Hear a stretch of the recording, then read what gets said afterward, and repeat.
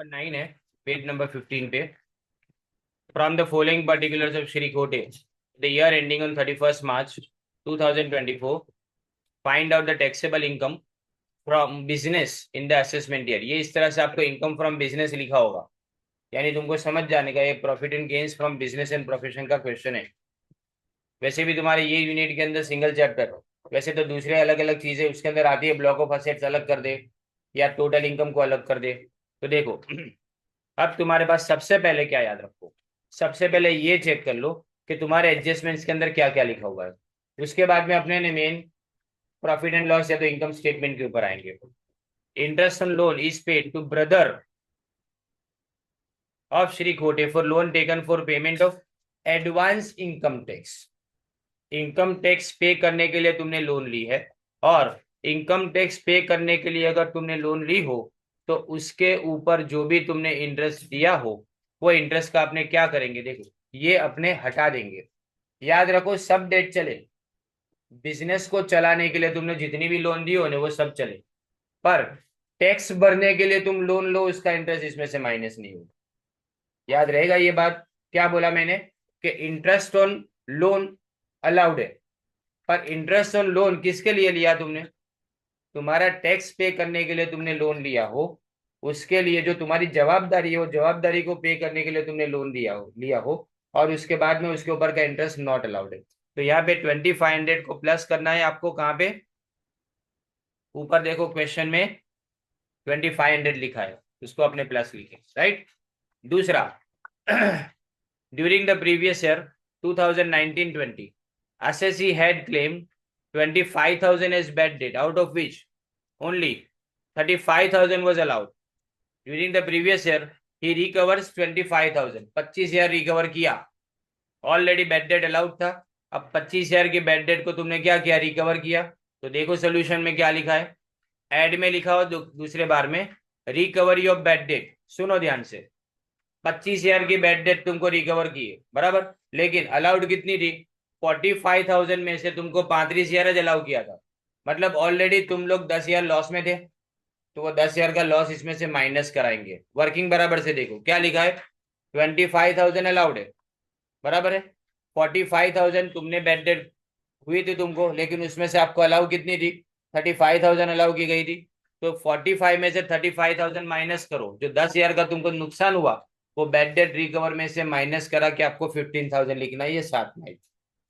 इसमें तो एक्सप्लेनेशन भी सारे दिए, राइट। अब नेक्स्ट दो थर्ड वाला, contribution towards unrecognised provident fund was paid with in time लिखा है। देखो उसके अंदर कंट्रीब्यूशन टुवर्ड्स क्या लिखा है, unrecognised provident fund. Recognised provident fund चलेगा लेकिन अनरिकॉग्नाइज्ड प्रोविडेंट फंड ना चले। देखो इसके लिए एक्सप्लेनेशन नंबर 3 नीचे दिया ही है, थर्ड नंबर का, contribution to unrecognised provident fund is disallowed. तुमको यहाँ इन्हें कंफ्यूज किया गया है, तुम अगर अनरिकॉग्नाइज वर्ड को बराबर से ना पढ़ो ने तो तुम यहाँ पे फंस जाओ, क्योंकि इन्होंने लिखा है कि ड्यू डेट से पहले, जो मैं आपको बता रहा था कि हमेशा इनकम टैक्स पे करने की ड्यू डेट होती है 31 जुलाई। 31 जुलाई से पहले उसने पे कर दिया वो लिखा है बराबर ने, यानी ड्यू टाइम के अंदर पे किया वैसा लिखा है, तो हमको लगे कि अलाउड होगा, पर ये अलाउड नहीं है, क्योंकि नाम क्या है इसका, अनरिकॉग्नाइज। रिकॉग्नाइज प्रोविडेंट फंड ने वही खाली अलाउड है, बाकी नहीं अलाउड है, ओके। फिर उसके बाद नेक्स्ट एडजस्टमेंट देखें, legal expense include 2,000 paid for preparation of income tax return, right. तो इनकम टैक्स रिटर्न प्रिपेयर करने के लिए जो भी खर्चा किया गया वो इनकम टैक्स प्रिपेयर करने का खर्चा हमको यहाँ पे अलाउड है, right. Income tax return preparer करो तो अलाउड है। ये ऑडिट फीस जैसा हो गया, ये कैसा हो गया तुम्हारे लिए, ऑडिट फीस जैसा हो गया, कि ऑडिटर को ऑडिट की फीस देते हैं वैसा ही ये हुआ ना, तो इसलिए ये अलाउड है, ओके। इसलिए इसके बारे में यहाँ कुछ लिखा नहीं है, देखिए। फिर next, stock is under valued bye 10% लिखा है। तो तुम्हारे पास दो स्टॉक है, तुम्हारे पास दो अलग अलग स्टॉक है। देखो ओपनिंग स्टॉक देखो 1,20,000 है, और क्लोजिंग स्टॉक देखो कितना है, 2,00,000 रुपए लिखा बराबर। इन दोनों की वैल्यूएशन क्या हुई है तुम्हारी, अंडर वैल्यूएशन। अब इसका वर्किंग, आप 12वां एडजस्टमेंट पढ़ो, 12 नंबर की नोट पढ़ो, ध्यान देना क्या बता रहा हूं मैं। अगर 100 रुपए का असली वैल्यू है ना, उसमें से 10% तुमने कम लिखा है, यानी मतलब तुमने कितना लिखा होगा, 90% लिखा होगा। तो ये जो दिया है क्वेश्चन में वो कितना है, 90%। तो हम देखो किस तरह से वर्किंग करेंगे। क्लोजिंग स्टॉक के लिए 2 लाख डिवाइडेड बाई 90%, तो तुम्हारी असली वैल्यू कितनी आ जाएगी ओरिजिनल, 2,22,222। 12 नंबर का एक्सप्लेनेशन दिख रहा है। 100 में से 10% माइनस करो, एग्जैक्टली सेम आपको ओपनिंग स्टॉक के वक्त भी करना है। तो इस तरह से परसेंटेज देने, तो अपने याद रखना है क्या करेंगे, 100 में से जितना अंडर वैल्यूएशन लिखा होने वो परसेंटेज अपने माइनस करेंगे, और 90% से अपने जो वैल्यू दी है उसको डिवाइड कर देंगे।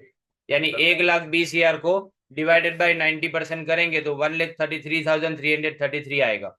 बराबर। अब सवाल, हमको पूरा अमाउंट लिखना है ना, हमको पूरा अमाउंट नहीं लिखना है, हमको जो दोनों के बीच की गैप है ना वही लिखनी है। ऑलरेडी तुम क्लोजिंग स्टॉक में 2 लाख लिख चुके हो, लेकिन असली वैल्यू कितनी है, 2,22,222। तो तुम्हारा कितना चेंज आया, 22,222, ओपनिंग क्लोजिंग दोनों में। दोनों में, क्योंकि स्टॉक लिखा है, ओपनिंग क्लोजिंग वर्ड नहीं लिखा, इसका मतलब दोनों स्टॉक के अंदर हमने गलती की है। तो 100 में से पहले 10 माइनस करो तो 90% आएगा। अब ये 90% को अपने क्या करेंगे, जो वैल्यू आपको दी है उससे डिवाइड करेंगे, तो we will get whatever value. तो उसको अपने क्या करेंगे, जो ऊपर आपको दी है वैल्यू पीएनएल अकाउंट में, उससे माइनस करो, डिफरेंस आएगा उसको अपने लिखेंगे। अब दोनों क्या है तुम्हारे लिए, ध्यान देना, अंडर वैल्यूएशन है, मैं आगे भी समझा चुका। अगर कम लिखा हो डेबिट में तो माइनस होगा, यानी ओपनिंग स्टॉक में 13,333 को माइनस करेंगे, लेकिन क्लोजिंग स्टॉक में 22,222 को अपने क्या करेंगे, प्लस करेंगे। तो देखो सॉल्यूशन में लास्ट में लिखा हुआ है adjustment for valuation of stock, under valuation of closing stock को ऐड किया है और under valuation of opening stock को माइनस किया है। समझ में आई बात, वैल्यूएशन ऑफ स्टॉक समझ में आया कि नहीं। ओके, फिर आगे देखो, gift receive was given by supplier for achieving the target sale. अब गिफ्ट जो रिसीव की वो किसके लिए थी, बिजनेस के लिए थी। अब देखो मैं इसलिए मना करता हूँ, हमेशा मैं इसलिए मना करता हूँ कि कभी भी है ना एडजस्टमेंट को देखे बिना पीएनएल अकाउंट को मत देखो। अगर तुमने एडजस्टमेंट के पहले पीएनएल अकाउंट देखा हो तो इसके अंदर कुछ लिखा होगा नहीं, तो तुम उसको भूल जाओगे, और वहां पे तुमने कोई भी चीज जो लिखी होगी शायद रॉन्ग साबित हो जाएगी। अब यहाँ पे तुमको गिफ्ट मिली, नॉर्मली गिफ्ट किस में आती है, gift income from other sources में से आती है, पर यहाँ गिफ्ट किसने दी है, सप्लायर ने दी है गिफ्ट। अब सप्लायर ने गिफ्ट दी तो सप्लायर तुम्हारा बिजनेस रिलेशन हुआ, तो जो बिजनेस रिलेशन वाला है वो अगर तुमको कोई गिफ्ट दे रहा है तो वो बिजनेस की इनकम के अंदर से गिना जाएगा ना। तो इसको आपको कुछ ही नहीं करना है, इसके बारे में कोई एंट्री नहीं करेंगे, राइट, इसके बारे में कोई एंट्री अपने नहीं करेंगे, तो इसकी कोई एंट्री कोई जगह पे नहीं आएगी। अब देखो इसी तरह से आगे देखो, आउटस्टैंडिंग कस्टम ड्यूटी कब पे की, ध्यान दे, आउटस्टैंडिंग कस्टम ड्यूटी तुमने कब पे की है, 31/12/2024 को। अपनी डेट ऑफ फाइलिंग रिटर्न कौन सी होती है, 31/7/2024, उसके बाद पे की, नॉट अलाउड, वो अगले साल जाएगी, इस साल अलाउड नहीं है। मतलब ये देखो आउटस्टैंडिंग जो कस्टम ड्यूटी है ना वो तुमको प्लस कर देनी है। देखो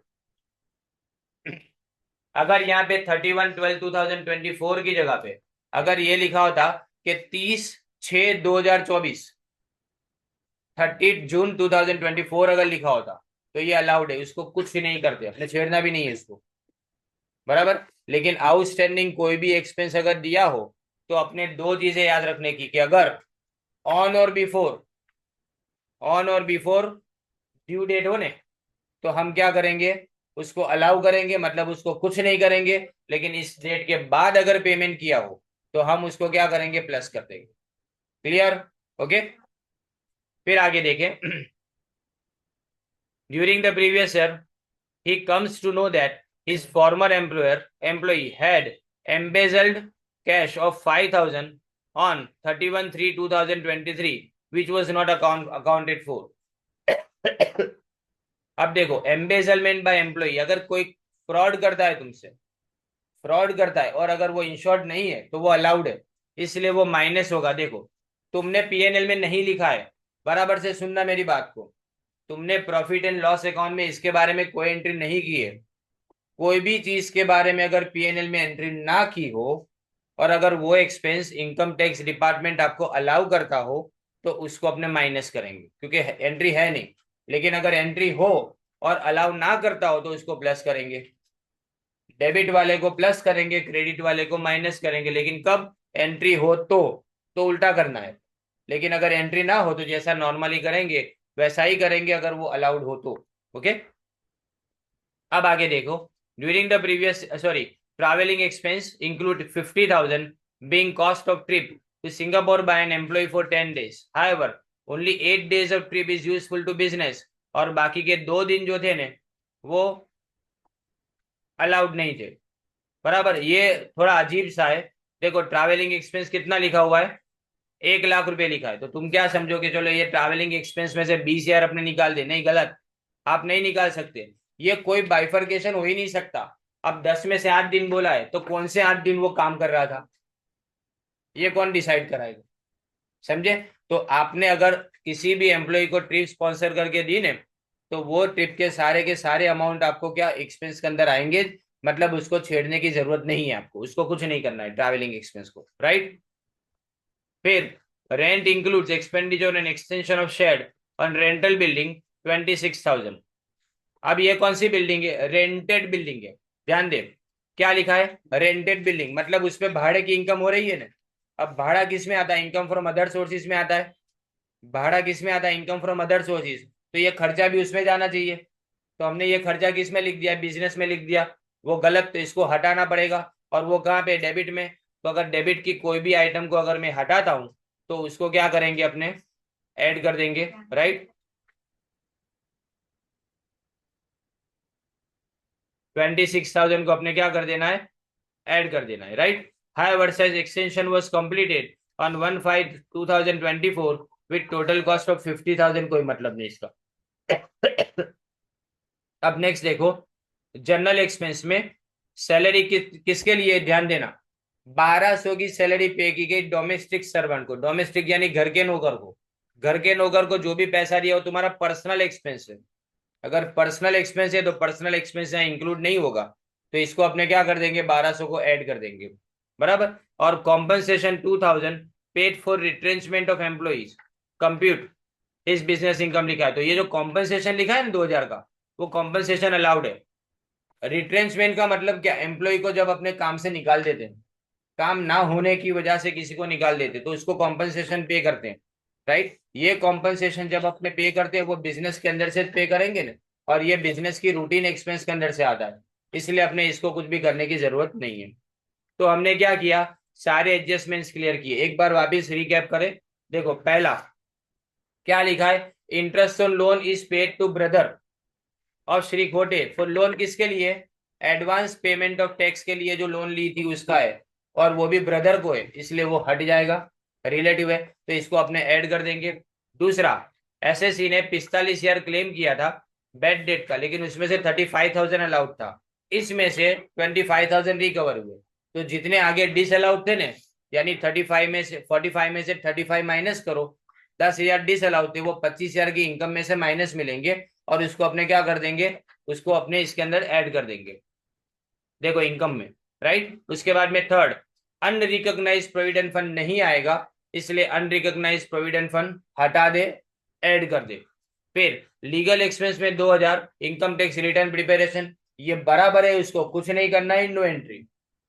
फिर स्टॉक अंडर वैल्यूड लिखा है 10%, तो मैंने बताया दोनों को 100 में से 10 माइनस करो, यानी 90%। 90% होगा। अगर 90% 90% है तो हम क्या करेंगे?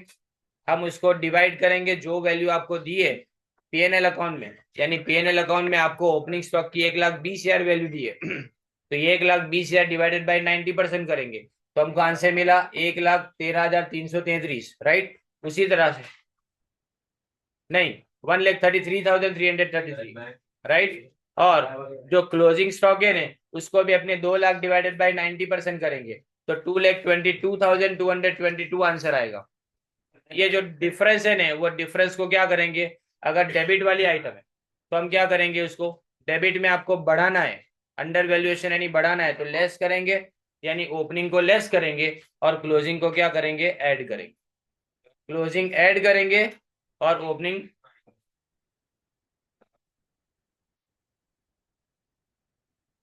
डायरेक्ट आंसर नहीं, डिवाइड કરીને પછી ડિફરન્સ કરવાનો, જે મેઇન વેલ્યુ છે તેનું, राइट।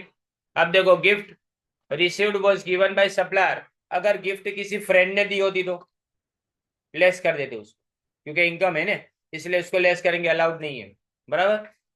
अब आउटस्टैंडिंग कस्टम ड्यूटी कब पे की गई थी, 31/12/2024 को, तो इसका मतलब आपको रिटर्न फाइल करने के बाद आपने इसको पे किया, तो वो नॉट अलाउड है, इसलिए इसको अपने क्या कर देंगे, ऐड कर देंगे। ड्यूरिंग द प्रीवियस ईयर उसको पता चला कि उसके एक फॉर्मर एम्प्लॉय ने 5 ईयर का एम्बेजलमेंट किया था, मतलब पैसा नहीं, हेरा फेरी की वायरी, तो अपने इसको क्या करेंगे, लेस करेंगे, क्योंकि ये अलाउड है। ट्रैवलिंग एक्सपेंस में 50,000, पर एम्प्लॉय कहीं पे भी जाए, उसको हमने अगर स्पॉन्सर करके भेजा हो तो वो ट्रैवलिंग एक्सपेंस फुल्ली अलाउड है, इसमें ये नहीं देखना है कि वो काम कर रहा है कि नहीं कर रहा है, राइट। रेंट में एक्सटेंशन ऑफ बिल्डिंग, जिसको आपने रेंट किया हुआ है, किसी को भाड़े से दिया हुआ है, तो इसलिए भाड़े पे दी गई बिल्डिंग अपने इसके अंदर आती नहीं, और वैसे भी ये तुम्हारा कैपिटल एक्सपेंडिचर है, वैसे भी ये तुम्हारा कैपिटल एक्सपेंडिचर है, इसलिए 26,000 क्या हो जाएगा, इसके अंदर प्लस हो जाएगा। अब सैलरी में 1200 डोमेस्टिक सर्वेंट यानी पर्सनल है, तो पर्सनल अपने प्लस कर देंगे, और 2000 बराबर है रिट्रेंचमेंट का खर्चा, अपना लीगल खर्चा होता है, इसलिए इसको कुछ करने की जरूरत नहीं है। अब ये तो तुम्हारे एडजस्टमेंट खत्म हुए, अब अपने पीएनएल की तरफ जाते, देखो पीएनएल में चेक करेंगे 1 बाय 1।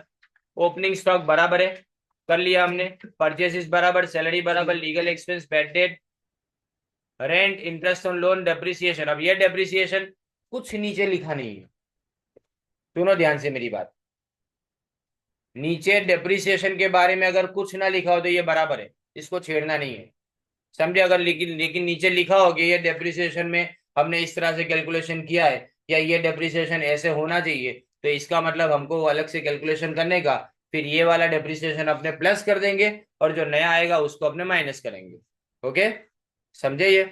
उसके बाद में इनकम टैक्स पेड, ये प्लस हो जाएगा, क्योंकि तुम ये क्यों कर रहे हो, इनकम टैक्स ढूंढने के लिए तो ये कर रहे हो, अपने ये क्यों कर रहे हैं, ये सम का कैलकुलेशन क्यों कर रहे हैं, टैक्सेबल इनकम ढूंढने के लिए नहीं, तो कभी भी इनकम टैक्स इसके अंदर नहीं आएगा, मतलब इसको ऐड कर देना पड़ेगा अपने को, राइट। तो income tax add, outstanding custom duty हो गया, एडवर्टाइजमेंट हो गया, लीगल एक्सपेंस, कंट्रीब्यूशन वाला हो गया, जनरल और ट्रैवलिंग सबका हो गया अपना। अब यहाँ पे क्रेडिट साइड पे देखो, प्रॉफिट ऑन सेल ऑफ क्या लिखा है, देखो इंपोर्ट लाइसेंस, ये बराबर एक्सपेंस है, क्यों, क्योंकि बिजनेस का सॉरी इनकम है, बिजनेस का लाइसेंस तुमने बेचा है, ये कोई अदर इनकम नहीं है तुम्हारी, ये रेगुलर इनकम है तुम्हारी, इसलिए इसको अपने कुछ करने की जरूरत नहीं है, राइट। तो अब ये तुम्हारा पूरा क्वेश्चन कंप्लीट होता है, खाली एड लेस में याद रखना, मैं बार बार तुम लोगों को बोलता हूँ, टैक्स के अंदर आपने कैलकुलेशन कैसे किया वो इंपॉर्टेंट है, आपने कैसे प्रेजेंट किया वो इतना ज्यादा इंपॉर्टेंट नहीं है, बराबर। ऐड में सारा ऐड लिखते जाओ, लेकिन साथ में लिखो भी कि किसके लिए तुमने ऐड किया है, और लेस में सब लेस एक साथ में लिखते जाओ, ये अलग अलग जो बाइफर्केशन यहाँ पे लिखे है, ऐसा क्लासिफिकेशन अगर तुम नहीं भी करोगे तो चलेगा, क्लियर। तो ये तुम्हारा क्वेश्चन कंप्लीट हुआ, ओके।